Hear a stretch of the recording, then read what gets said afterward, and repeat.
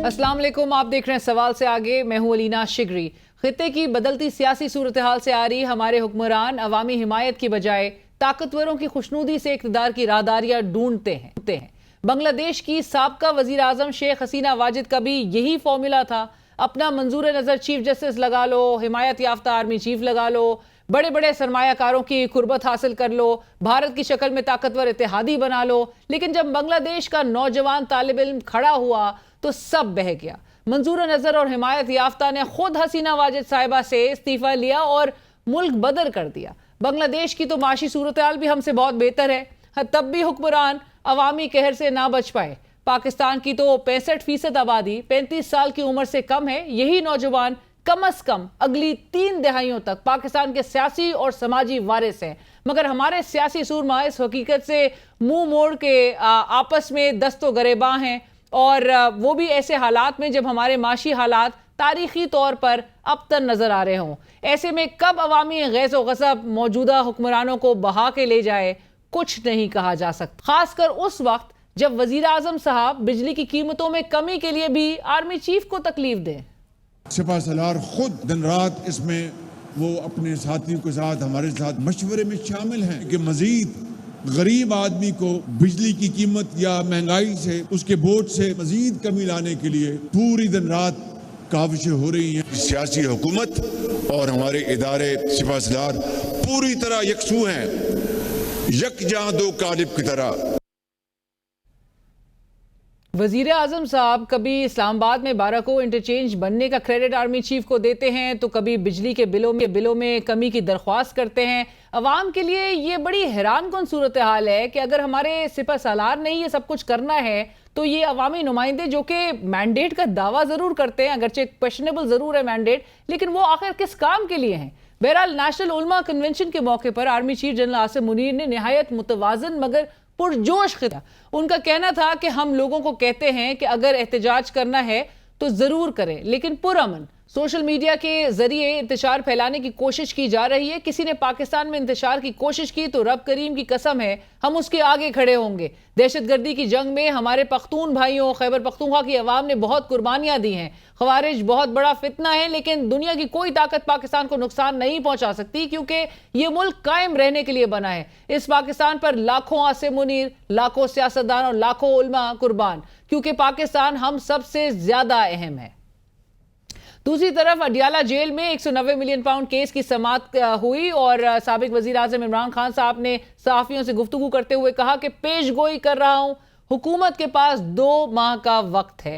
हुकूमत दलदल में फंसती जा रही है, मेरे पास बहुत वक्त है। ये बेवकूफ है, उन्हें समझ नहीं आ रही। अलकादे ट्रस्ट केस में गवाह पेश करूंगा, लेकिन शनाख्त अभी नहीं बताऊंगा। ये तासुर गलत है कि मैंने गैर मशरूत माफी मांगी है। हुकूमत की पूरी कोशिश है तहरीक इंसाफ किसी तरह खत्म हो जाए। अगर मौजूदा हुकूमत की जेर निगरानी दोबारा इलेक्शन हुए तो हम इन्हें नहीं मानेंगे।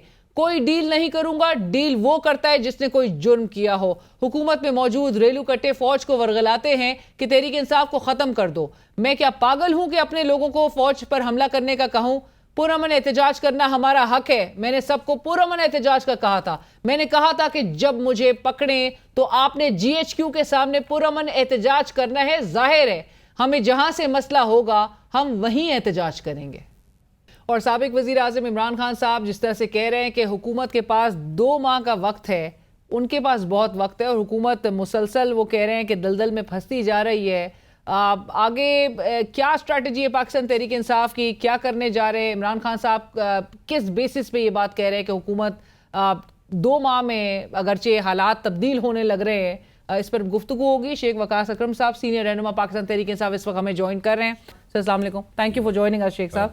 शेख साहब, ये खान साहब ने जो 2 माह की डेडलाइन दी है, इसके बेसिस हैं क्या, और आपको कैसे लग रहा है कि हुकूमत क्रम्बल करती हुई नजर आएगी 2 माह के अरसे में? देखिए, हमें तो हुकूमत अभी ही क्रम्बल करती हुई नज़र आ रही है। जो मुआशी हालात हैं और जो सिक्योरिटी सिचुएशन है गवादर से लेके पाड़ा चनार तक, और फिर उसके बाद सिंध में आप देख लें ये कच्चे और पके वाला जो मामला है, और फिर पंजाब के अंदर लॉ एंड ऑर्डर सिचुएशन क्या है, खुदकुशियाँ हो रही हैं, बिजली के बिल जो है किस तरह एक आम आदमी का लाइवलीहुड जो है उसको चैलेंज कर रही हैं।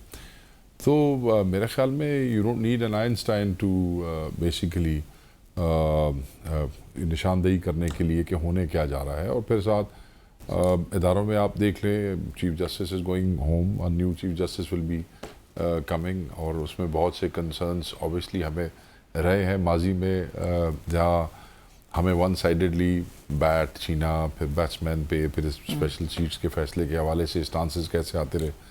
फैसला तो बहुत अच्छा हुआ, हम तो शुक्रगुजार हैं अदलिया के और उन 11 जजों के, लेकिन उस फैसले के आगे ही आपने देखा उसको रोकने के लिए एक लॉ भी आ चुका है। That's actually a very bad parliamentary practice के एक इतना बड़ा फैसला हुआ है जो पाकिस्तान की सबसे बड़ी कोर्ट ने किया है, एंड उस डिसीजन के अगेंस्ट आप लेजिस्लेट कर लेते हैं सिर्फ उसकी इम्प्लीमेंटेशन को रोकने के लिए। तो obviously they will deal with it. जिन्होंने फैसला किया है कानून बन चुका है, जरदारी साहब ने, हाँ। उनको देखें, कानून तो हिस्बा बिल भी आया था, आपको याद है, वो भी स्ट्राइक डाउन हुआ था, और बहुत सी लेजिस्लेशंस हैं। तो आपको उम्मीद है कि सुप्रीम कोर्ट इसको स्ट्राइक डाउन कर सकती है? Anything that goes ultra vires of the constitution strike down हो सकती है, क्यों नहीं हो सकती? बट पार्लियामेंट का काम है कानून साजी करना। हाँ, इसमें कोई हर्ज नहीं है, मगर आइन के मुतसादम जो कानून साजी है वो तो पार्लियामेंट अगर करती है। अब आइन से मुतसादिम कैसे है?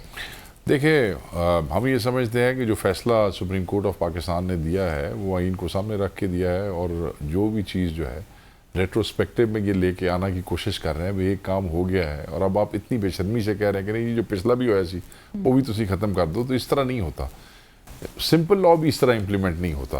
तो हम आइन की बात कर रहे हैं ना, तो सिंपल लॉ भी ऐसे नहीं होता। लेकिन शेख साहब, फैसले को कोई भी रोकने चीज़ के जो लिए होती है जी, अभी जो हम बात कर रहे हैं कि फैसले को रोकने के लिए अगर लॉ भी आ जाता है, और आप जिस तरह कह रहे हैं कि माजी से अगर इतलाक करने की, तो उनकी इंटेंट पे ऑब्वियसली उस पर सवाल उठ रहा है, लेकिन उस फैसले को इम्प्लीमेंट करवाने के लिए वो आवाज़ें क्यों नहीं हमें मुल्क में सुनाई दे रही कि जो रीअश्योर करा सके सुप्रीम कोर्ट को कि हम उनके पीछे खड़े हैं? देखें, इस वक्त इस मुल्क में तमाम इदारे अपने अपने टर्फ को रिक्लेम करने की जंग लड़ रहे हैं। हर इदारा जो है वो कि ये एरिया जो है ये मेरा है, हर इदारा चाह रहा है कि मेरे टर्फ के अंदर जो इंक्रोचमेंट हुई है वो ख़त्म हो जाए। तो वो तो हर कोई अपना टर्फ रिक्लेम कर रहे हैं। इस वक्त कोई किसी के लिए आवाज़ नहीं उठाएगा, हर इदारे को अपने के लिए खुद बोलना पड़ेगा। आप देखें, इदारे जो अपने लिए बोल रहे हैं वो बोल रहे हैं, और जो नहीं बोल रहे वो बोलना पड़ेगा उनको। सुप्रीम कोर्ट को खुद ही अपना फैसला इम्प्लीमेंट करवाना होगा। देखिए, जिस मुल्क में सुप्रीम कोर्ट का फैसला, जो सबसे बड़ी अदालत हो, अगर उसका फैसला एक एग्जीक्यूटिव या मुकन्ना जो है वो इस तरीके से रोकने की कोशिश करे, तो that would be a banana republic. You will make fun of yourself, there will be no rule of law, and पूरी दुनिया में आप जा रहे हैं, since you are become a भिखारी राइट नाउ, तो आप यू आर गोइंग एवरीवेयर। तो जब आप उन मुल्कों में जाते हैं, आपके मुल्कों में तो शायद इन चीज़ों को इतना वजन नहीं दिया जाता, रूल ऑफ लॉ को या इस किस्म की लेजिस्लेशंस को, या वुमेन सीट्स को, या वुमेन उनके राइट को, या मिनॉरिटी के राइट्स को उनकी बाहर दिया जाता है। तो वो फिर उस पर इस किस्म की लेजिस्लेशन जो होती है ना जी, फिर उनकी वजह से फिर बहुत सी इंटरनेशनल इदारे जो हैं वो आपकी इमदाद रोक देते हैं। राइट। शेख साहब, आपने जिस तरह से कहा कि आपको बहरहाल ये हुकूमत क्रम्बल करती हुई नजर आ रही, आज शहबाज साहब इतने आर्मी चीफ साहब की उन्होंने बड़ी तारीफ भी की, और साथ साथ उन्होंने ये कहा अब सिंगल पेज की बात हो रही है, इतना कंड्यूसिव उनके लिए माहौल है इस वक्त कि वो सिंगल पेज है। देखें, मैं ये समझता हूँ कि इस्टेब्लिशमेंट्स और गवर्नमेंट्स का सिंगल पेज पे होना, यानी कि एक पेज पे होना आप कह रही हैं, हाँ?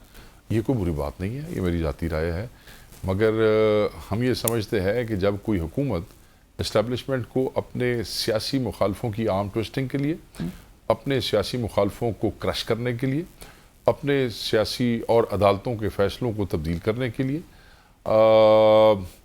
अपने ख़िलाफ़ उठती हुई हर आवाज़, चाहे वो एक घर के किसी कोने खुडे में बैठे हुए बच्चे की सोशल मीडिया पे आवाज़ हो, या आप जैसे समझदार एंकर्स की आवाज़ हो, जब हुकूमतें इस्टेब्लिशमेंट्स को इन आवाज़ों को बंद करने के लिए, हम उन रोल्स के ख़िलाफ़ है।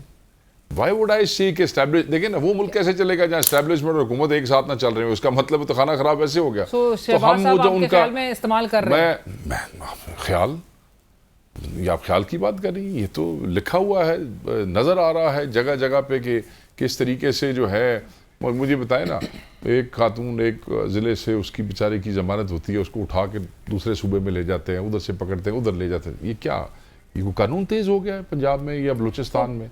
ये क्या हो मतलब गया मुझे ये समझना मैं चाह रही हूँ कि शहबाज शरीफ साहब वो इतने समझदार हैं, इतने वो तेज हैं कि वो इस्तेमाल कर रहे हैं एस्टैब्लिशमेंट को। देखें जी, अब कौन किसको इस्तेमाल कर रहा है, ये दिन के मुख्तलिफ हिस्सों में ये रिस्पॉन्सिबिलिटी चेंज हो जाती है। जिसको जिस वक्त जिसकी ज़रूरत होती है वो इस्तेमाल हो जाता है, और क्योंकि सब एक दूसरे के साथ चल रहे हैं वो फेवर्स दे देते हैं।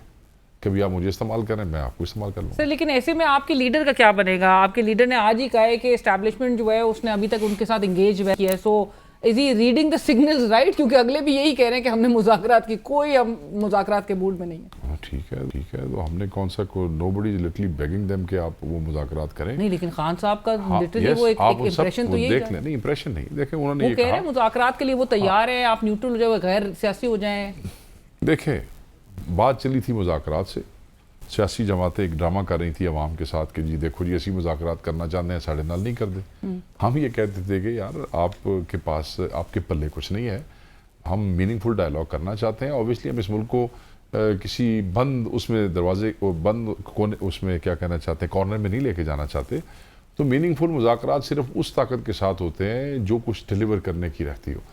मेरी उनसे लड़ाई है तो मैं उस पार्टी के पास जाऊंगा जो मेरा मसला हल कर सकती है। अगर आप मेरे मुतालबात मान के मेरी डिमांड्स पूरी नहीं कर सकती, why should I come and sit with you if you can't deliver anything, if you don't have an authority. और आपकी डिमांड सिर्फ और सिर्फ एस्टैब्लिशमेंट पूरी कर सकती है। देखें, खान साहब ने एक बड़ी अच्छी बात की थी। उन्होंने कहा जी कि मुज़ाकरात किससे होते हैं?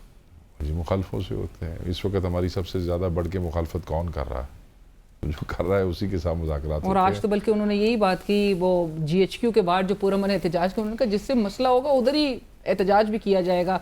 सो ये एडमिट उन्होंने खान साहब बड़े आज आप मिले भी हैं सादा, मैं अभी मिल के आ रहा हूँ उनसे जी। बड़ी आज तो मौका मिला। माफी वाली जरा बात क्लियर कर दीजिए। हाँ, खान साहब ने कहा माफी तो जिन लोगों ने फुटेज चुराई है उन लोगों को मुझे फुटेज चुराने के बाद नाजायज जेल में जाली मुकदमात में बंद करने पे उनको माफी मांगनी चाहिए। आई नेवर सेड कि मैं माफी मांगूंगा। आई सेड कि अगर क्योंकि मैंने हमेशा कंडेम किया है और मैंने कभी नहीं लोगों को वायलेंस और तशद्दुद के ऊपर उकसाया है। मैं हमेशा कहता हूं कि गैर आईनी और गैर कानूनी काम नहीं होना चाहिए। तो अगर किसी ने किया है तो उसकी हमें फुटेज दिखा दें। अगर फुटेज में हमारे लोग हुए तो भाई मैं उनकी भी बाज पुरस करूंगा और मैं फिर माफी मांग लूंगा, मगर हमें आप दिखाएं तो सही ना कि हम हैं उसमें। ऐसे हवाई बातों में तो नहीं हो सकता। और अगर नहीं आप दिखा सकते, और उन्होंने और अगर दिखाने नहीं का तरीक़ेकार और उन्होंने कहा अगर आप नहीं दिखा सकते वो CCTV फुटेजेस तो फिर जो मुझे नाजायज अंदर डाला है तो फिर उसकी माफी आप मांगे। This is what he said. और उनको पता है कि ये फुटेजेस जो हैं वो नहीं सामने आएंगी? अभी तक क्यों नहीं आई? अभी इतना अरसा हो गया उनको अंदर। हम तो कह रहे हैं जुडिशल कमीशन बिठाएं, हमने नहीं कहा जुडिशल कमीशन बिठाएं। हम तो पहले दिन से खान साहब कह रहे हैं दिखाएं। तो तरीकाकार वही है कि जुडिशल कमीशन और मुझे बताएं और क्या करें। अब हम मतलब है कि इनके बिठाए हुए FIA के लोगों से बात करें कि जी वो हमारी तफ्तीश करेंगे, वो तो फिर रऊफ हसन को उठाने में मसरूफ है। लेकिन अगर जुडिशल कमीशन नहीं बनाया गया तो ये मामला जो है स्टक इन लिम्बो शेख साहब, मतलब ये आगे कोई भी अपने पोजीशन से पीछे नहीं हट रहा। मेरी बात सुने, 25 करोड़ की 25 करोड़ जो आवाम है वो एक तरफ जो है वो बिल्कुल एक स्टैंडर्ड पोजीशन में। देखें, कोई वाली बात तो ये है कि हम तो हैं मजलूम, हम तो जेल में है, हम तो हैं मजलूम। आज आपके पास आए बैठे हैं, जमानतें करा के निकले इतने दिनों के बाद। बिल्कुल ठीक है जी, मैं नहीं, बहुत से लोग हैं मेरी तरह के। हम तो है मजलूम, किसी का कारोबार बंद। बिलाल एजाज, अहमद चट्ठा जैसे MNAs पिछले 1 साल से MNA बनने के बाद भी अपने घरों में नहीं जा सके। हम पे तो किसी किस्म का बर्डन या वो नहीं डाला जा सकता कि हम कुछ करें। हमारे कहने पे तो इस वक्त चीज़ें मूव नहीं हो रही। तो अगर हम तो अपनी उसी मजलूमियत का रोना जो है वो रो रहे हैं पाकिस्तान की अदालतों के सामने कि आप हमें इंसाफ दें। खान ने जेल के अंदर बैठ के तो किसी गैर आईनी इकदाम की या उसकी बात नहीं की। नहीं, आप लोग क्लियर हैं कि 3 pronged स्ट्रैटेजी होगी। एक पार्लियामेंट में भी अपना रोल करेंगे, लीगल वे से भी जाएंगे और एहतजाज भी करेंगे। और एहतजाज भी होगा। अब देखें देखें एहतजाज मैं बहुत, क्योंकि उस स्ट्रैटेजी पे भी बड़ी तनकीद की जा रही है कि भाई आप लोग क्या पंजाब में जहाँ एक ज्यादातर वो लोग, मैं स्वाबी का भी बड़ा जलसा आपने कर लिया, लेकिन अपने होम ग्राउंड में आपने जलसा किया, वो इतनी कोई बड़ी बात नहीं थी। पंजाब में बजाय एक इंप्रेशन ये मिल रहा है, मोबिलाइजेशन हुई ना, बहुत मोबिलाइजेशन पंजाब से। I was heading that and Punjab mobilization myself. मेरे पंजाब ख्याल से, में- और ये बात सच और है ये कि तारीख केपी का से ज्यादा पंजाब से लोग बड़ी mobilize मोबिलाइजेशन थी, पंजाबी वहाँ पे पहुंचे हैं, दे वर चार्ज्ड, मसाइल थे, रास्ता बहुत लंबा था, 9 किलोमीटर पैदल भी चलना पड़ा, बट स्टिल आपने, अगर आपको मौका बिल्कुल, मिला, आई डोंट बिल्कुल, नो, देखा footages दे वर हमने। स्टिल चार्ज, और वापसी पे कंप्लेंट भी नहीं किया किसी ने। होता है ना जब बंदे खप के आते हैं तो वो सो मैसेज वाज वेरी क्लियर। सो कहने का ये मकसद है कि खान साहब की असल गैर जो बैटल मौजूदगी में, ग्राउंड है वो तो पंजाब है। मैं आपको बता रहा हूँ, पंजाब के अंदर हर जुमे को एहतजाज होता है, तकरीबन एक जुमा छोड़ के एक जुमे के बाद। अगर मेरी बात सुन लें आप, और ये जो लोग हम पे एहतजाज, पंजाब वालों पे एतराज़ करते हैं ना, मैं किस दिन उनके साथ बैठ के दू बदू खुली बात करेंगे, बेशक आपके प्रोग्राम में कर लेंगे। मसलन इस जुमे से पिछले जुमे जो पंजाब में एहतजाज हुए, विच वाज, आज आर्मी चीफ ने भी कह मैं दिया आपको कि बताऊं। एहतजाज आप जरूर करें लेकिन पुरअमन करें। पुरअमन करते हैं। लेट मी टेल यू, अब 25 FIRs कट जाती हैं आप लोगों नहीं के मैं खिलाफ, आपको कुछ ना कुछ बताता तो हूँ जी, करते ये हो। जो इस जुमे से पिछले जुमे हुआ, ठीक है जी, एक रात पहले लोगों के घरों में, पूरे पंजाब में, let me be very clear, रात को उनके घरों में पुलिस चली जाती है, उनका कोई वालिद मिला, कोई बच्चा मिला, कोई औरत मिली, उनको उठा लेते हैं। उसके बाद डिटेंशन ऑर्डर्स दोबारा निकले हैं इस जुमे से पिछले जुमे, 3 MPO के ऑर्डर्स निकले हैं, 16 MPO के ऑर्डर्स निकले हैं। आप ये देखें कि या वो निकले थे 8 फरवरी पे या 9 मई पे, या फिर अब आके निकले हैं। We don't understand why. हमारे लोग तादाद में निकलने की कोशिश करते हैं, उन्होंने सिर्फ यही कहना होता है कि हमारे साथ ज्यादती बंद करो, हम खान की रिहाई के लिए जदोजहद करें, नहीं निकलने देते। ये भी सवाबी के लिए पंजाब के हर बस स्टैंड के ऊपर जाके बसों से लिखवाया गया कि जी हम आपके अड्डे और रूट कैंसिल करेंगे अगर आप उनको बसें देंगे तो। और लाहौर के बस स्टैंड्स के ऊपर तलाशियां ली गई लोगों के बैग्स की कि PTI का झंडा ना निकले। तो देखें, अपने जहन में रखिएगा, ये कौम जो है, ये बांग्लादेश की कौम से, इनको ये भी समझने की जरूरत है बांग्लादेशियों कि से PTI बसों वाली वैसे पार्टी नहीं है, लोग खुद पहुंच जाते हैं। बहुत पहुंचे, देखा नहीं आपने? आप ये देखें कि इनको ये समझना चाहिए कि वो बार बार पुरअमन एहतजाज करना चाहते हैं, आप उन्हें करने दें।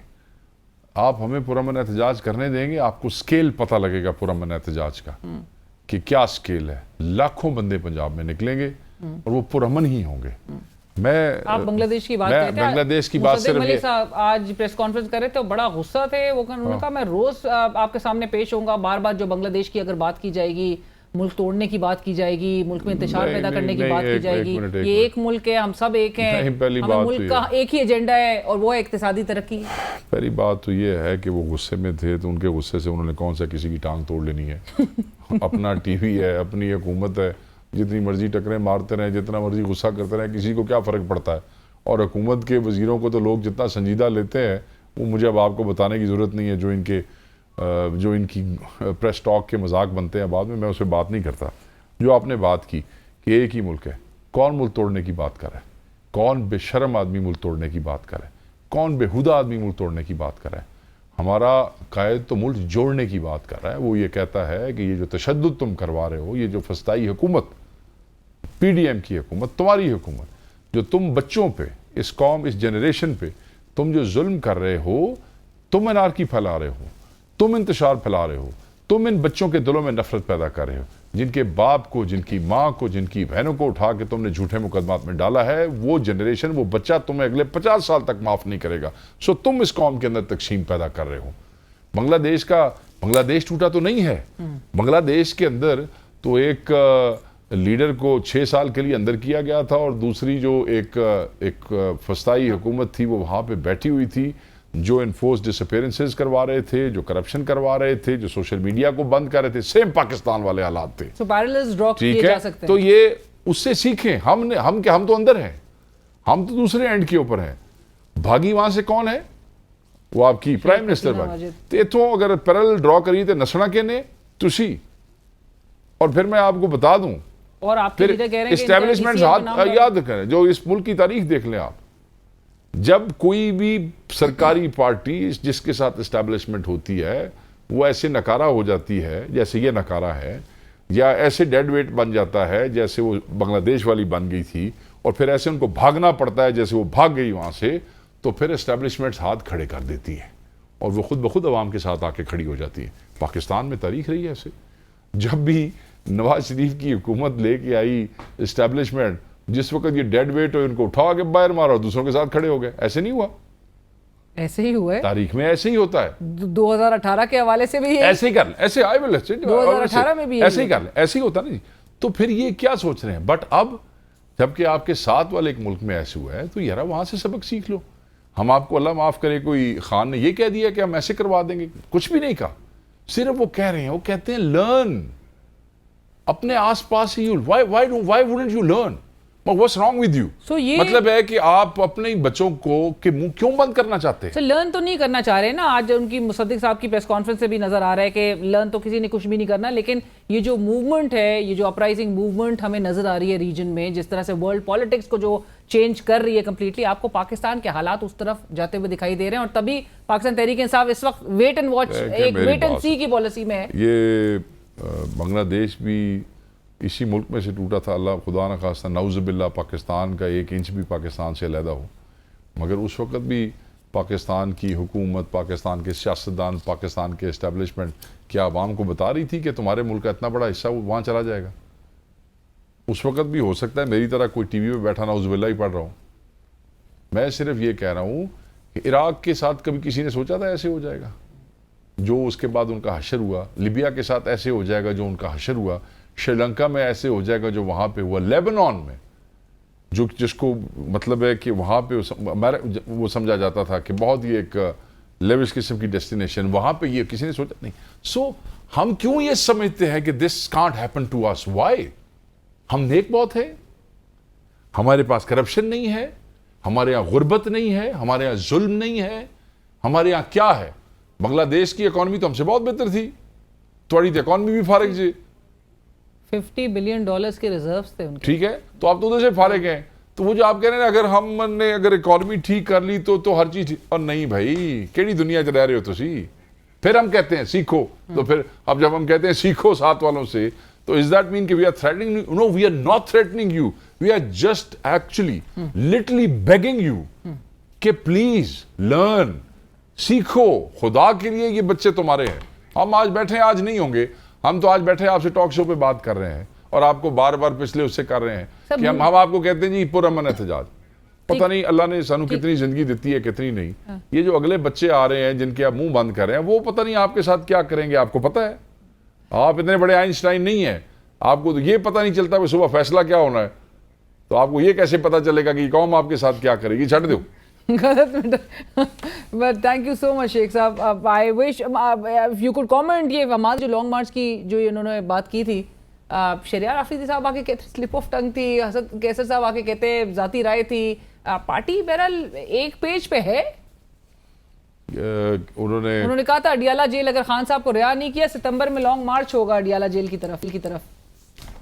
आप इसको सपोर्ट करते हैं? वो पंजाब के प्रेसिडेंट हैं, मैं हर किस्म के पुरअमन एहतजाज का हामी हूँ।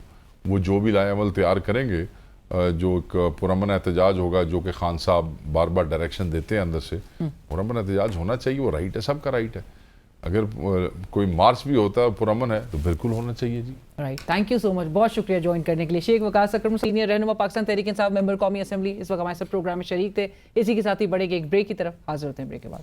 और नाज़रीन, प्रोग्राम में हमें इस वक्त ज्वाइन कर रहे हैं सीनियर सहाफ़ी तज्ज़ियाकार काशिफ अब्बासी साहब। काशिफ साहब अस्सलाम वालेकुम, बहुत शुक्रिया ज्वाइन करने के लिए। वालेकुम जी। काशिफ साहब, सबसे पहले तो इमरान खान साहब की ये जो स्ट्रैटेजी है उनकी, किस तरह से आप उसको रीड कर रहे हैं? एक मिक्स सिग्नलिंग है उनकी तरफ से। आपको याद होगा गुज़िश्ता हफ्ते हम बात करते थे, उन्होंने मुज़ाकरात की पेशकश की थी। उससे पहले वो चाह रहे थे कि जी इदारा न्यूट्रल हो जाए, जिसकी आज उन्होंने वजाहत भी की और उन्होंने कहा कि मैंने गैर सियासी होने का कहा था, न्यूट्रल तो जानवर होता है। आज वो हुकूमत को भी कह रहे हैं कि जी इनके पास सिर्फ 2 माह का वक्त है। गुज़िश्ता रोज़ उन्होंने सहाफ़ियों से गुफ्तगू में एक 2 कंडीशन अपॉलजी ऑफर भी दे दी है कि जी मैं माफ़ी मांगने को तैयार हूँ, अगर तो आप साबित कर दें CCTV फुटेज में कि अगर मेरे बंदे इन्वॉल्व हैं मुल्क में आग लगाने के हवाले से, या फिर आप माफ़ी मांगे। सो ये आप इससे क्या अखज़ कर रहे हैं? वाकई में वो संजीदा हैं अपोलोजाइज करने के हवाले से, या आपको लगता है कि वो सिर्फ चाह रहे हैं कि इदारे को एक्सपोज करें या रिडिक्यूल करें?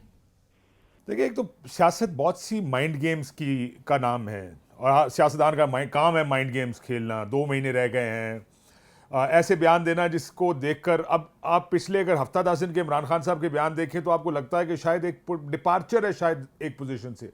हालांकि मुझे वो ज़्यादा बड़ा डिपार्चर नज़र नहीं आता उनका जो गुफ्तगू वो कर रहे हैं। वो आज भी वही कहते हैं कि सीसीटीवी फुटेज, पहले से कह रहे हैं गायब है, आज भी कहते हैं सीसीटीवी फुटेज दिखाएं।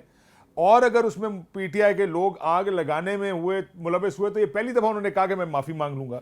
जब मैंने पहली दफ़ा ये बयान सुने खान साहब के, मेरा ये ख्याल था कि बैकग्राउंड में कोई ऐसी गुफ्तगू हो रही है या कोई ऐसी कुव्वत या ताकत या कोई लोग या कोई ऐसा कुछ होगा जो उनको कहते होंगे कि आप अपनी पोजीशन में थोड़ी सॉफ्टनेस को नरमी लेकर आएँ ताकि हम भी आगे आपकी जाके बात कर सकें। हम जब बात करने जाते हैं तो आगे से कहा जाता है देखो ये क्या कहता है।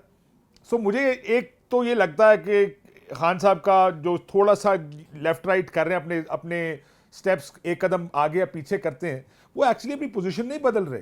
वो आज भी उसी पोजीशन में खड़े कि 9 मई मैंने नहीं किया। वो आज भी कहते हैं 9 मई मेरे खिलाफ साजिश है। वो आज भी कहते हैं कि उसका सबूत लेकर आए, कोई जुडिशल कमिशन बना दे।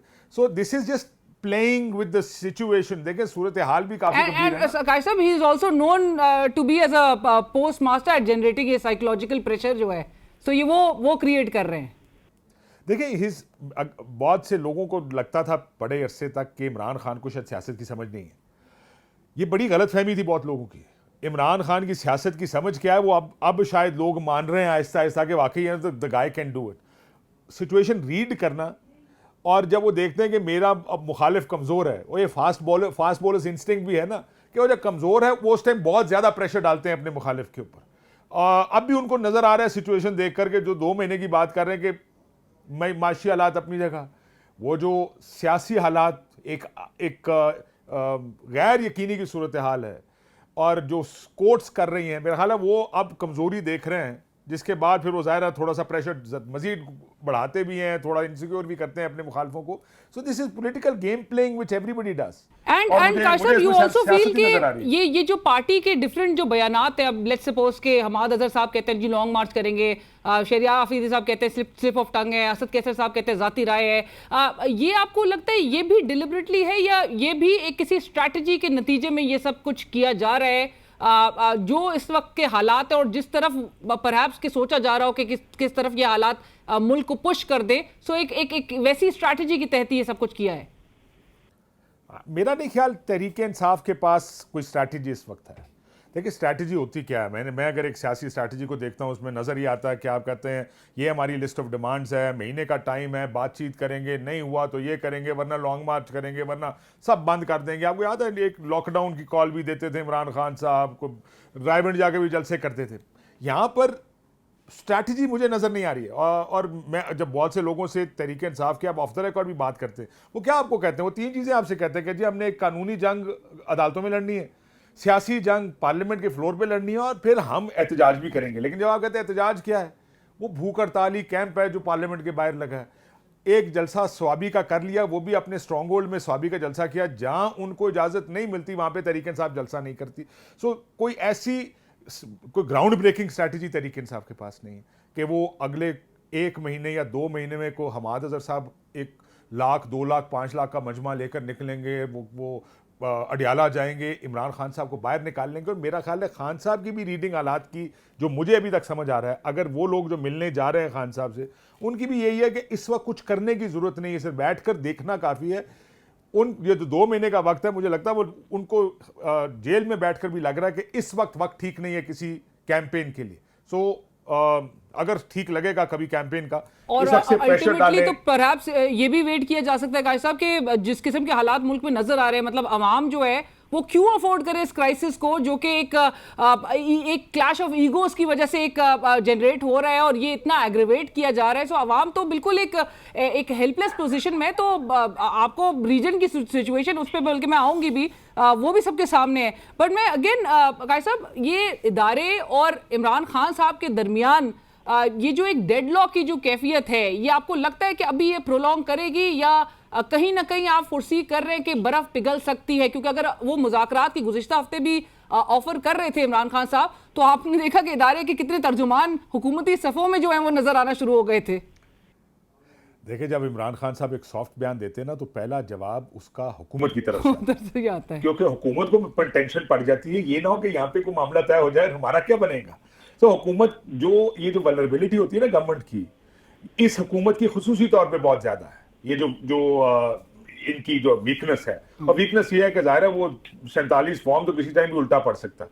सो हुकूमत बहुत ज्यादा टेंशन में रहती है, वो हालात सबसे ज्यादा ये देख रहे हैं कि उस तरफ क्या होता है।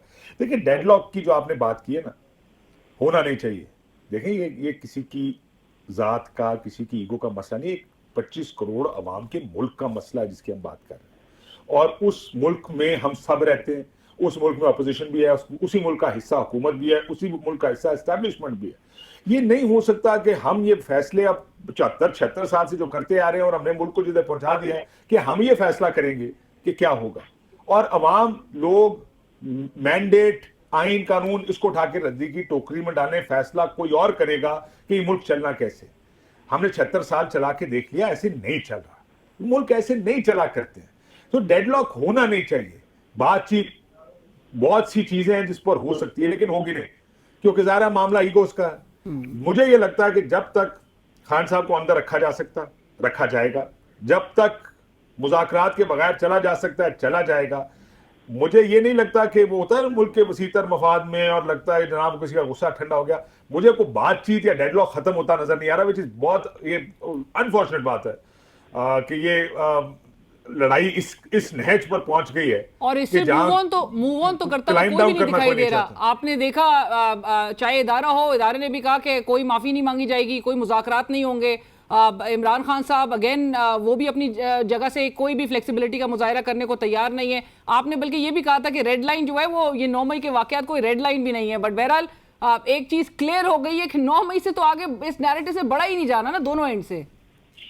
देखिए मैं पहले भी बहुत दफा कह चुका हूं, 9 मई से पहले भी ये फैसला हो गया था कि इमरान खान नहीं है, इमरान खान की हुकूमत नहीं आएगी, इमरान खान को इलेक्शन नहीं मिलेगा, इमरान खान की कोई सियासी डिमांड नहीं मानी जाएगी। ये फैसला तो हम सब जानते हैं कि 9 मई से पहले हो चुका था। सो 9 मई कोई इतना बड़ा वाटरशेड या टर्निंग पॉइंट नहीं था कि पहले ऐसा लग रहा हो कि देखे जो मर्जी जीत जाए वो हुकूमत बना ले। हालात तो पहले से ही ऐसे नजर आ रहे थे। So for me it wasn't 9 मई कोई इस तरह का टर्निंग पॉइंट नहीं था।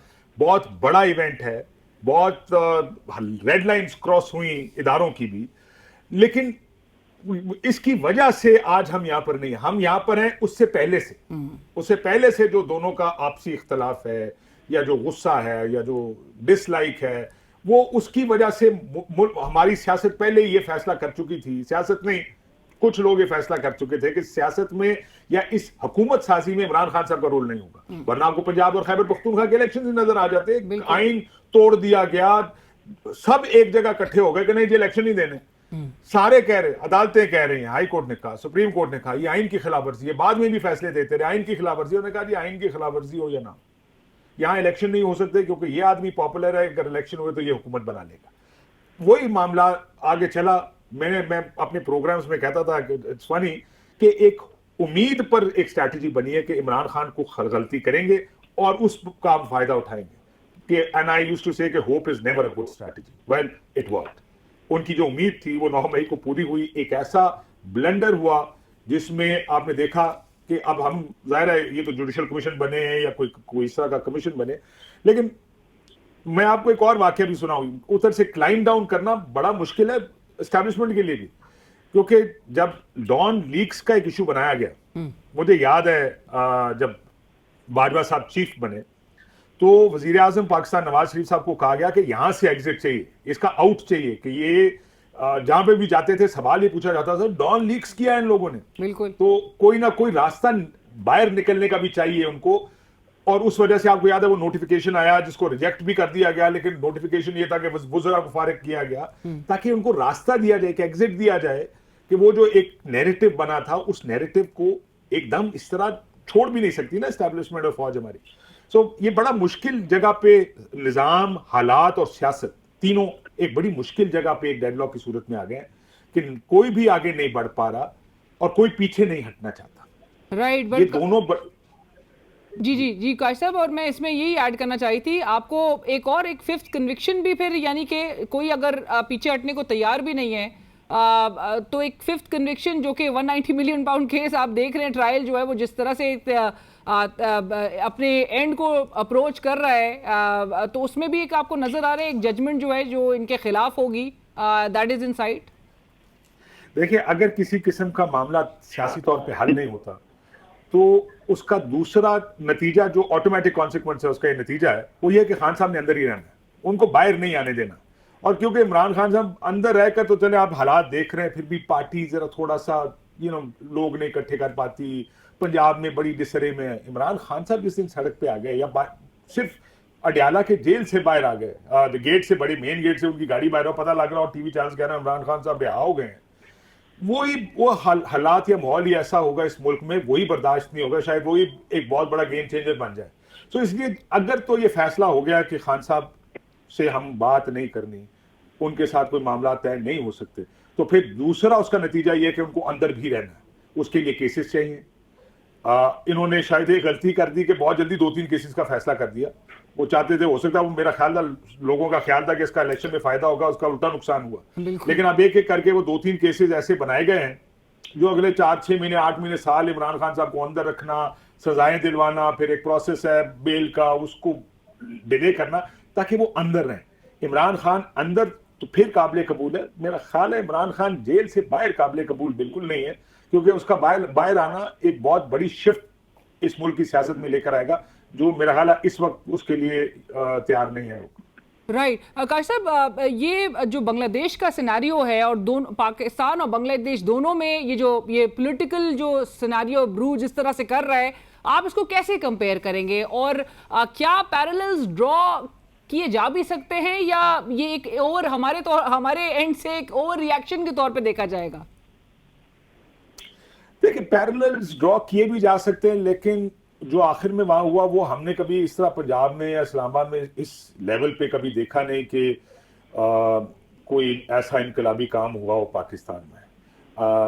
आज भी इस बात पर, जो आपने चीफ का बयान सुना होगा, बड़ा उस पर कहा गया कि इंतशार फैलाने की इजाजत नहीं दी जाएगी। सोशल मीडिया, सोशल मीडिया पे क्रैकडाउन भी होंगे वगैरह वगैरह, लेकिन मेरा ख्याल है पाकिस्तान और बांग्लादेश में काफी फर्क है।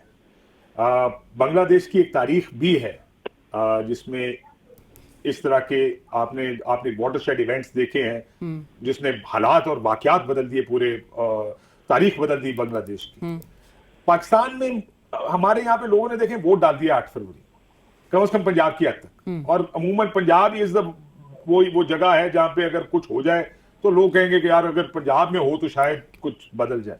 पंजाब में होता नहीं है, अभी तक किसी ने देखा नहीं है, कल हो जाए तो मैं इसके बारे में कुछ नहीं कह सकता, लेकिन लोग अमूमन वोट डाल के जलसे में जाके पुरसुकून जगह पे जाके, पुरसुकून मतलब पॉलिटिकल तरीके से अपना एहतजाज रिकॉर्ड करा रहे हैं। पहले से पिछले 10 साल में बहुत कुछ बदला है यहाँ पे। आप 2018 का इलेक्शन देखें, मुस्लिम लीग नून लार्जेस्ट पार्टी थी उस इलेक्शन के बाद पंजाब की जो एमपीए इलेक्ट हुए। लोगों ने नवाज शरीफ अंदर, मरियम नवाज जेल में, लेकिन फिर भी लोगों ने खामोशी से जाके उसको वोट डाल दिया। 2024 मियां साहब वापस, मरियम वापस, इमरान खान को 30-40 साल की कैद सजा, उन्होंने जाके वोट डाल दिया इमरान खान को। एंटी एस्टैब्लिशमेंट वोट हो गया बहुत ज्यादा, पंजाब उस तरफ चला गया, लेकिन वोट की हद तक, पॉलिटिकल लीनिंग्स की हद तक, अभी तक सिर्फ जलसे जुलूस की हद तक। इससे आगे मेरा ख्याल है अभी तक कोई मुझे एविडेंस ऐसा नहीं नजर आया कि जिसको आप बांग्लादेश से मुमासलत कह रहे हैं। और अल्लाह ना करे इस तरह की चीजें देखें, ये वो जो बड़े अरसे से हम सुनते आ रहे हैं, आप किताबें पढ़ लें कि ब्लडी रेवोल्यूशन या एनी काइंड ऑफ रेवोल्यूशन, वो जरूरी नहीं है कि वो मुल्क के लिए अच्छा ही हो। एक पीसफुल ट्रांजिशन, देखिए हम उस जगह आ गए जहां पे अब लोगों को समझ आ गई क्या ठीक है, क्या गलत है, क्या नहीं होना चाहिए। अगर एक पीसफुल ट्रांजिशन आए और लोग उसको लीड करें, पॉलिटिशियंस लीड करें, लीडरलेस अगर कुछ हुआ जैसा ये हुआ, फिर तो कुछ भी हो सकता है। सो मुझे उस तरह पाकिस्तान का माहौल उस तरह का नहीं नजर आता जिस तरह का बांग्लादेश में कर गए हैं जो साहब, you can also look at it as a क्या कहते हैं उसको, यूथ एक अपराइजिंग मूवमेंट के तौर पे, कि जहां पर आपने लोगों के सेंटिमेंट्स को या लोगों की रेज को या लोगों के गुस्से को या लोगों की राय को आपने अंडरस्टैंड करने के बजाय आपने अंडरमाइन करने की कोशिश की, तो फिर वो रिवॉल्ट में आपको श्रीलंका का भी हालात आपके सामने है 2022 के, आपको फिर ये बांग्लादेश की सिनारियो तो चेंज हो रहा है। आप सोशल मीडिया भी, अगर आप इस यूथ को बोले कि ये डिजिटल दहशतगर्द हैं या सोशल मीडिया ब्लॉकेट की तरफ चले जाए, मुसद्दिक मलिक साहब अपने गुस्से का इजहार तो कर रहे थे, बार बार बांग्लादेश किया जा रहा है,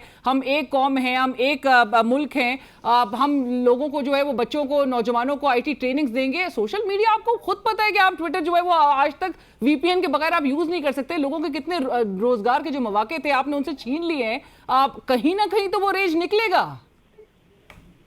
ये आपकी बात ठीक है। मैंने सिर्फ आपको ये बताया कि अभी तक मैंने माजी की तारीख बताई कि लोग अमूमन पंजाब में इलेक्शंस में या सियासी जलसों में जाके उन्होंने अपना एहतजाज या अपना व्यू रजिस्टर कराया। बिल्कुल सड़कों पे अभी तक नहीं देखा। देखिए इधर भी केपी में पीटीआई की गवर्नमेंट है, केपी में भी आपने नहीं देखा। इसलिए मेरा ख्याल है कि आपकी बात तो मैं मानता हूं कि यूथ है, बड़ी ओवरआर्चिंग हमारी यूथ पॉपुलेशन है, सियासी हालात देखिए, इंगेज करना है ना आपने, इनके साथ इंगेज करना है। आप इनको दीवार से ना लगाएं। दीवार से लगाएंगे तो फिर तो किसी जगह कुछ भी हो सकता है। इसलिए एंगेजमेंट बहुत जरूरी है। हमारे यहाँ पर ये जो आर्गुमेंट है ना कि हम ताकत के जरिए सब कर लेंगे, कर तो हो भी सकता है, एक अरसे तक कर भी ले, लेकिन बेहतर होता है एंगेज करना। लेकिन लोगों की ग्रीवेंसेस होती है, उनको एड्रेस करना पड़ता है। उसने रजाकार का एक जुमला मत्थे लग गया शेख हसीना के, जो उन्हें रजाकार का इन लोगों को जो प्रोटेस्ट कर रहे थे, देखें उन्होंने हुआ क्या। इसलिए इस तरह की लैंग्वेज से भी परहेज करना चाहिए। ये दहशतगर्द, डिजिटल दहशतगर्द वगैरह वगैरह, और यूथ को एंगेज करें। उससे और आपके ख्याल में कैसा यूथ जो है वो कितनी डिसग्रंटल्ड है हमारे मुल्क में इस वक्त? होप नहीं कोई नजर आती, हर कोई बाहर जाने के मौके की तलाश में है, there is no silver lining. मतलब इस पूरे डिस्पेयर, होपलेसनेस की सिचुएशन से निकलने के लिए हम कोई उनको मौका दे पा रहे हैं?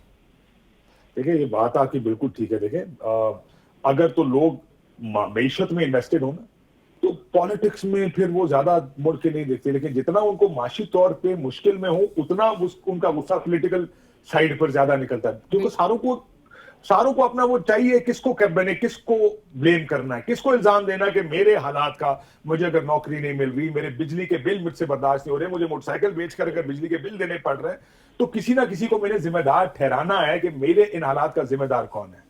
और वो जिम्मेदारी आपको लार्जली जो लोग आपके सामने होते हैं या जिन कुव्वतों को आप समझते हैं हुकूमत है, कि ये वो लोग हैं जिनकी वजह से आज मेरे ये हालात हैं।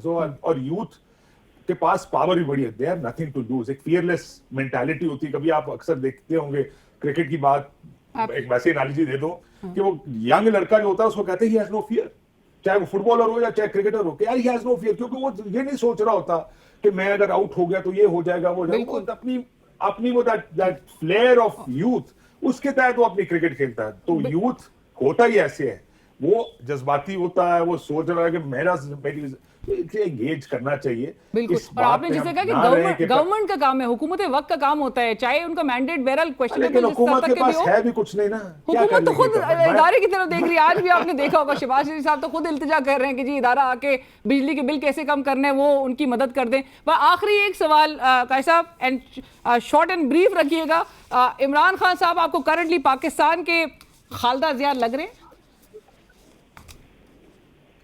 देखिए जब तक तो कोशिश कर सकेंगे इमरान खान साहब को अंदर रखा जाएगा।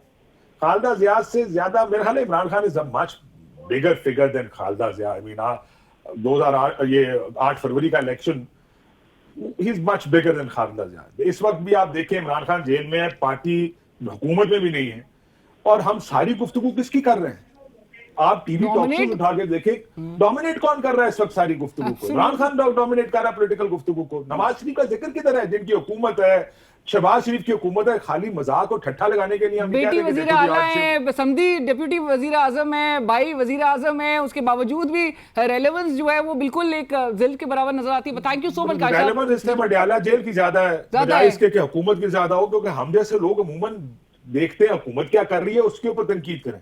लेकिन इस जो बहस ड्राइव कर रही है पाकिस्तान में, वो ड्राइव हो रही है अडियाला जेल से और पीटीआई की पॉलिसी। सो दिस ये नाकामी है बहुत बड़ी उन तमाम ताकतों की जो हुकूमत में बैठी हैं, पॉलिटिकल फोर्सेस के। वो अपना नैरेटिव ना बयानियां बना सक रही हैं, ना लोगों को अपनी तरफ मुतवज्जो कर सक रही है, ना कोई रोड मैप देख सक रहे हैं इकोनॉमी के भी हवाले से। थैंक यू सो मच काश साहब, बहुत शुक्रिया आपके वक्त का। और नाज़रीन इस वक्त हम बात करेंगे सुप्रीम कोर्ट में ऑलरेडी पाकिस्तान तहरीक इंसाफ हालिया जो लेजिस्लेशन कानून साजी हुई और ये कानून भी अब एक्ट ऑफ पार्लियामेंट बन चुका है। सदर साहब की दस्तखत जो रिक्वायर्ड थे वो गुज़िश्ता शब वो भी आ चुके हैं। सो लिहाजा पाकिस्तान तहरीक इंसाफ सुप्रीम कोर्ट रुजू कर चुकी है। इलेक्शन कमीशन ऑफ पाकिस्तान भी 12 जुलाई के फैसले के खिलाफ एक रिव्यू की तरफ जा चुका है सुप्रीम कोर्ट। हुकूमत पहले ही रिव्यू पिटिशन फाइल कर चुकी है। सो ये मामलात किस तरफ जा रहे हैं, और एक आईनी इदारा जो इलेक्शन कमीशन ऑफ पाकिस्तान है, इसके रोल पे बहुत सवाल उठ रहे हैं। उन्होंने जिस तरह से एक इस्तदा की है सुप्रीम कोर्ट से भी कि ये 12 जुलाई का फैसला ये अनफेयरली इसको ये फेवर कर रहा था पाकिस्तान तहरीक इंसाफ को, और ये जो डिस्क्रिमिनेटिंग एक वो था टुवर्ड्स अदर पार्टीज, इस पर गुफ्तगू होगी। जो ये इंटेंट पर सवाल उठ रहा है उस पर बात होगी। अहमद बिलाल महबूब साहब, सरबराह पिलडेट, इस वक्त हमें ज्वाइन कर रहे हैं प्रोग्राम में। अहमद साहब अस्सलाम वालेकुम, बहुत शुक्रिया हमें ज्वाइन करने के लिए। अहमद साहब, आपका व्यू जो सामने आया over the last few days, आपने कहा रिजर्व सीट्स जो मखसूस नशिस्तें हैं, आप ज़ाती तौर पे समझते हैं कि ये पाकिस्तान तहरीक इंसाफ को मिलनी चाहिए थी, वो डिज़र्व करती थी। हाउएवर 12 जुलाई को जो फैसला सामने आया सुप्रीम कोर्ट का, उसके बाद फिर पार्लियामेंट ने जिस तरह से कानून साजी एक पास हुई, एक्ट ऑफ पार्लियामेंट बन चुका है ये मामला, आपको लगता है कि ये लेजिस्लेशन, अहमद साहब बुनियादी सवाल यही है कि जिस हवाले से वकला कह रहे हैं कि ये बदनीयती पर मबनी थी, आपको लगता है कि इससे सुप्रीम कोर्ट के 12 जुलाई के फैसले के जो असरात है उसको ज़ायल करने की कोशिश की गई है? बहुत शुक्रिया रेना। देखिए, बुनियादी बात तो यही है, मैं फिर रिट्रेट करूंगा कि मेरे नज़दीक टेक्निकलिटीज़ की हैसियत सेकेंडरी है, और प्राइमरीली इस बारे में कोई शक नहीं है कि वो जो लोग जीते थे इलेक्शन में, वो पीटीआई के सपोर्ट की वजह से जीते थे। बाद में उनको किसी मजबूरी की वजह से इंडिपेंडेंट होना पड़ा, सुन्नी इत्तेहाद काउंसिल में जाना पड़ा, लेकिन वो पीटीआई के लोग थे, इसमें मुझे तो कोई शक नहीं है। तो इसलिए ये पीटीआई को पार्लिमानी पार्टी भी बन जाना चाहिए और पीटीआई को वो नशिस्तें भी मिलनी चाहिए। लेकिन मेरा ख्याल ये था कि ये जो सुप्रीम कोर्ट का फैसला है वो तो शॉर्ट ऑर्डर था, लेकिन तफसीली फैसला आएगा तो वो इसको कानून और आइन से कनेक्ट कर देगा इस फैसले को। शॉर्ट ऑर्डर में वो कनेक्शन नहीं है, क्योंकि शॉर्ट ऑर्डर में जो डिस्कनेक्ट है आइन और कानून से, क्योंकि उनके जो अल्फाज हैं वो मुख्तलिफ हैं और जो इन्होंने फैसला दिया वो मुख्तलिफ है, लेकिन वो अंडरस्टैंडेबल है क्योंकि तफसीली जो इसकी रीजंस हैं वो अभी तक सामने नहीं आई। मैं समझता हूं कि ये सुप्रीम कोर्ट के 8 रुकनी जो जजेस का ग्रुप था जिन्होंने ये फैसला दिया, उनकी जिम्मेदारी थी कि वो जल्दी से इसका तफसीली फैसला भी जारी फरमाते, बल्कि वो जो नजरसानी की अपील है, रिव्यू पिटिशन, उसको भी निपटा के जाते छुट्टी के ऊपर। कि 2 महीने का गैप आ जाना, ये बहुत मुल्क के अंदर इतने अहम बात को लटका देना, ये मेरा ख्याल में, मेरे जहन में तो गैर जिम्मेदारी ही बात जहन में आती है और कुछ नहीं। लेकिन मेरा ख्याल है दुरुस्त है अहमद साहब, लेकिन आपके ख्याल में इस कानून को जिस हेस्ट में ये कानून साजी की गई या रिव्यू की तरफ मामलात को लेकर जाया गया, बेहतर नहीं होता कि डिटेल फिर वर्डिक्ट का इंतजार ही कर लिया जाता? बिल्कुल ऐसे ही होना चाहिए था, लेकिन क्या किया जाए कि 12 जुलाई का जो फैसला है उसके अंदर एक निज़ामुल औकात या टाइम टेबल दे दिया गया कि इस फैसले के ऊपर इम्प्लीमेंटेशन आपने ये करना है 15 दिन में, फिर 7 दिन में, फिर 15 दिन में। तो जिस तरह के जो 2 जजेस का इख्तलाफी नोट आया है सामने, उसके अंदर भी ये बात लिखी हुई है कि ये अगर तफसीली फैसला नहीं आ रहा तो इससे तो वो लोगों का रिव्यू पिटिशन का हक है वो खत्म हो जाएगा, वो छिन जाएगा। उसका इंतजार कर लेना चाहिए था अगर ये टाइम टेबल ना लिखा होता। लेकिन चूंकि टाइम टेबल लिख दिया गया है, इसलिए उनको जरूरी उनके लिए होना चाहिए था कि वो तफसीली फैसला जारी भी करते और रिव्यू पिटिशन में निपटा देते। वो 3 रुकनी कमेटी ने जिसने डिसाइड किया, उसमें चीफ जस्टिस का व्यू यही था कि फौरी तौर पे हमें तफसीली फैसला जारी करना चाहिए। तो निज़ामुल औकात और तफसीली फैसला डिले करना, ये दोनों कंपैटिबल नहीं है। राइट। अब जबकि ये मामला चैलेंज हो गया है, कानून साजी चैलेंज हो गई है सुप्रीम कोर्ट में, आपको लगता है अहमद साहब कि कहीं ना कहीं ये अमेंडमेंट सुपरसीड कर सकती है वर्डिक्ट को? जी कर सकती है, बल्कि ये कर चुकी है, क्योंकि जब तक वो अब कोई चीज इसको सुप्रीम कोर्ट ही सही अगर ये करार ना दे कि ये जो कानून है जो असेंबली ने बनाया है पार्लियामेंट ने बनाया है, सदर ममलिकत ने साइन किए हैं, ये कानून आइन की किसी चीज से मुतसादिम है या बुनियादी हकूक से मुतसादिम है, तो इस बिना पे उसको वो उसको गैर कानूनी करार दे दें, गैर आइनी करार दे दें और नल एंड वॉइड कर दें। जब तक ऐसा नहीं होता तब तक तो ये कानून प्रिवेल करेगा, और उसके बाद भी सूरत हाल देखने वाली होगी कि जब वो इसके बारे में समाअत करेंगे और तय करेंगे तो किन वजूहात के बुनियाद पे इसको आइन और कानून से मुतसादिम करार दे के फिर वो इसको नल एंड वॉइड करार देंगे। तो ये एक बहस है, जो एक प्रोसेस है जो चलेगा, उससे ये चीज डिले कम से कम हो जाएगी फैसले की इम्प्लीमेंटेशन, जब तक वो इसके बारे में हतमी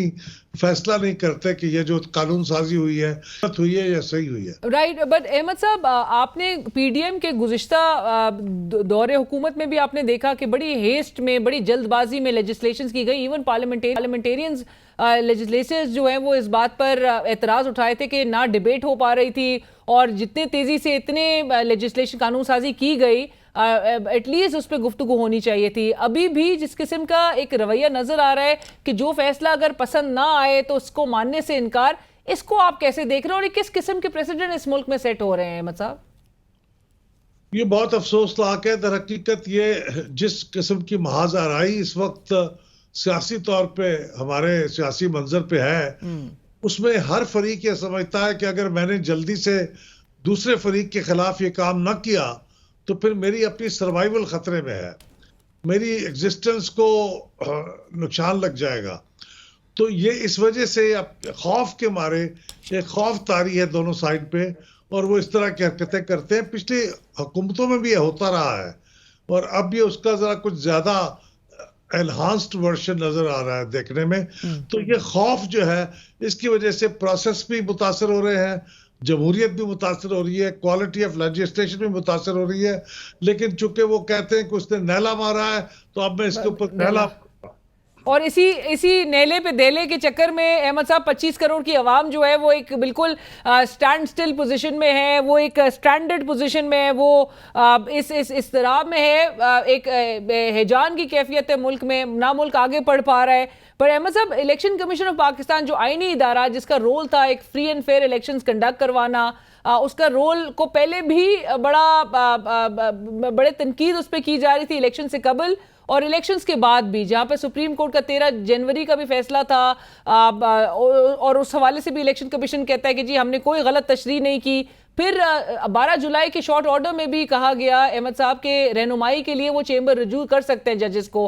उनको एतराज इलेक्शन कमीशन को पहले नहीं था, लेकिन अब वो रिव्यू में चले गए हैं। सो आप कैसे देख रहे हैं इलेक्शन कमीशन ऑफ पाकिस्तान के इस पूरे रोल को, जहां पर अब वो ये इस्तदा कर रहे हैं कि ये बड़ा अनफेयरली फेवर किया गया है पाकिस्तान तहरीक इंसाफ को? डू यू थिंक ईसीपी, जो कि नहीं बनना चाहिए था लेकिन एक पार्टी बन चुका है इस पूरे हालात और मामलात में? मैं फिर वही कहूंगा कि अगर वो फैसला आ जाता और कानून और आइन से उसका कनेक्शन वाजे हो जाता तो फिर किसी को ये कहने की जरूरत ना पेश आती। लेकिन चूंकि अब एक खला है, उस खला में मुझे भी ये बात नजर आती है कि अगर आइन में लिखा हुआ है 3 दिन के अंदर आपने ज्वाइन करनी है, तो आप 15 दिन का प्रोसीजर ले डाउन कर रहे हैं। तो नया निज़ामुल औकात किस बुनियाद पे दे रहे हैं? वो आइन और कानून की कौन सी शिक है? चूंकि मेरी ख्वाहिश तो यही है कि पीटीआई को नशिस्तें मिल जाए और इंसाफ का तकाजा यही है। लेकिन जिस तरह कानून की स्पिरिट बहुत अहम होती है, इस तरह जब कानूनी इदारे फैसला करते हैं तो कानून का लेटर भी बहुत इंपॉर्टेंट है। तो ये उस वजह से पैदा हुआ है, चूंकि इलेक्शन कमीशन तो पहले ही जो उसने 19 जुलाई को अपना एक प्रेस रिलीज जारी किया था, उसमें उसने कह दिया था कि उन्होंने एक तो कोई गलत इंटरप्रिटेशन नहीं की, क्योंकि कानून के मुताबिक यही बनता था। उन्होंने उसका हवाला भी दिया, और फिर उन्होंने ये भी कहा कि ये कानून का जो तकाजा था कि आप किसी पार्टी के साथ अपनी एफिलिएशन भी जाहिर करें और साथ ही उस पार्टी का टिकट भी जाहिर करें, ये दोनों शर्तें पूरी होती तो फिर वो किसी पार्टी का कैंडिडेट बनता। ये उन्होंने अपने 19 जुलाई के प्रेस रिलीज में तफसील से बात लिखी हुई है।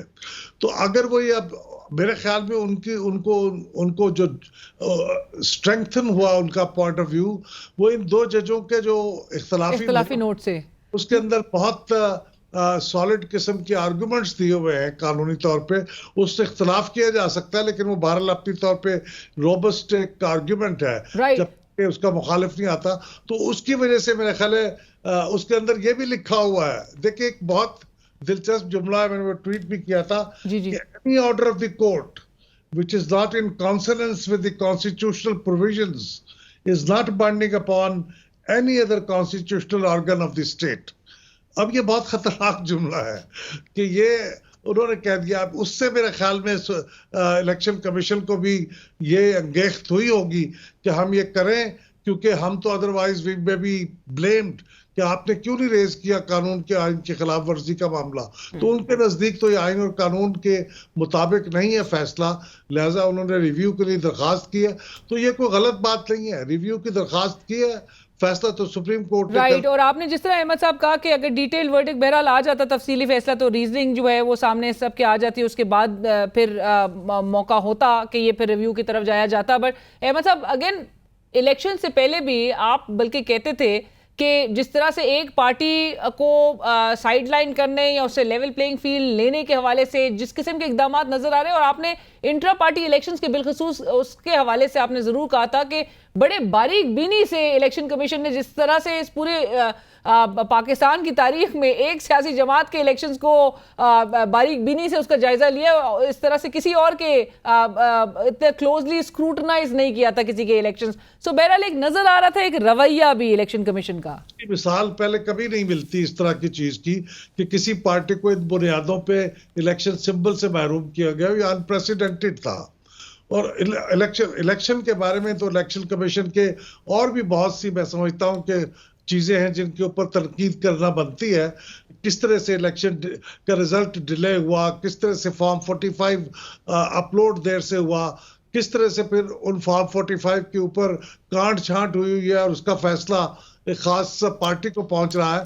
तो ये तमाम बातों का जवाब तो इलेक्शन कमीशन को देना है। वो की गलती है, वो फ्री एंड फेयर इलेक्शन नहीं करा सके, खुद नहीं करा सके, या उनके ऊपर कुछ ताकतें हावी हो गई, उसके ऊपर कोई मुझे शक नहीं है। मैं बहुत अफसोस है मुझे कि उन्होंने ऐसा किया, लेकिन ये जो कानूनी निकात है इनका फैसला तो सुप्रीम कोर्ट का तफसीली फैसला ही दे सकता है। बिल्कुल, absolutely. Thank you so much Ahmed साहब, बहुत शुक्रिया आपके वक्त सर। ग्रेटफुल। अहमद बिलाल महबूब साहब, सरबरा पिलडैट, इस वक्त हमसे बात कही थी, जिन्होंने कहा कि कानूनी टेक्निकलिटीज़ की जो बात की थी वो भी सेकेंडरी हो जाती हैं। उनकी ज़ाती राय ये थी कि ये मखसूस नशिस्तें पाकिस्तान तहरीक इंसाफ को मिलनी चाहिए थी, लेकिन तफसीली अगर फैसला सामने आ जाता, उससे बड़े अभाम, बड़ी कन्फ्यूजन जो क्रिएट हो रही है वो क्लियर हो जाती है। और जो कॉन्स्टिट्यूशनल रिक्वायरमेंट्स जो पूरी होनी थी, जो कि इलेक्शन कमीशन ऑफ पाकिस्तान ने भी अपनी रिव्यू पिटिशन में एक जवाज़ बनाया है कि वो मीट नहीं हुई, लिहाजा ये एक अनफेयरली आपने पाकिस्तान तहरीक इंसाफ को अदालत ने ये सीट्स जो हैं वो ग्रांट की हैं, ये वर्डिक्ट जो है उनके फेवर में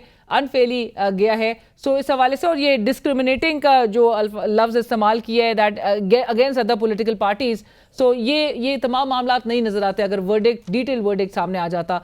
इसी के साथ ही प्रोग्राम की टीम अलीना शिगरी को इजाज़त दीजिए। अल्लाह हाफ़िज़।